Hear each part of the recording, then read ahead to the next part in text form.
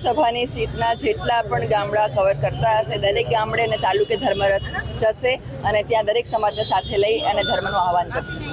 ક્ષત્રિય સમાજના લોકો આ રથની સાથે જોડાયા છે. કેટલી ગાડીઓ જવાની છે? ત્યાં દરેક જિલ્લે અને દરેક તાલુકે અલગ અલગ ગાડીઓ જોડાતી જશે અને એમ આગળ વધતા જશે. એમાં બીજા સમાજના લોકો પણ પોતાની ગાડીઓ સાથે જોડાશે.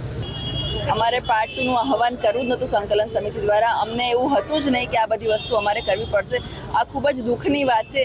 જ્યારે નારી અસ્મિતા પર સ્વાભિમાનની લડાઈ થઈ રહી હોય અને ત્યારે એ લોકોનું અડીખમ વલણ જે દેખાઈ રહ્યું છે લોકો સમક્ષ એ ખૂબ જ નિંદનીય છે. જે ભાજપમાં છે એ કરી શકે, બાકી એક પણ ક્ષત્રિયનો દીકરો બરાબર છે મત આપે એવું માનતો નથી.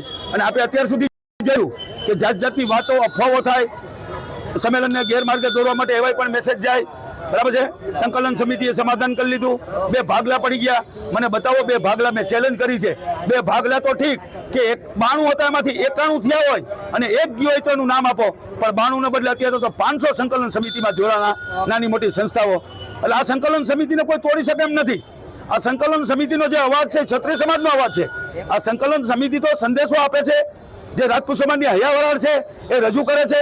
આ સંકલન સમિતિ કયો કે સહકાર સમિતિ કયો, આ તો ક્ષત્રિયોને સહકાર આપવા માટે એક નેતૃત્વ પૂરું પાડવા માટે આ સમિતિ છે. આ સમિતિ કોઈ દિવસ એક પણ વ્યક્તિ આમાંથી ખળે નહીં, ભાગલા પડે નહીં અને ભાગલા પડશે નહીં એ હું તમને વચનને ખાતરી આપું છું. ને પડે તો હું મીડિયાની સામે આવીશ.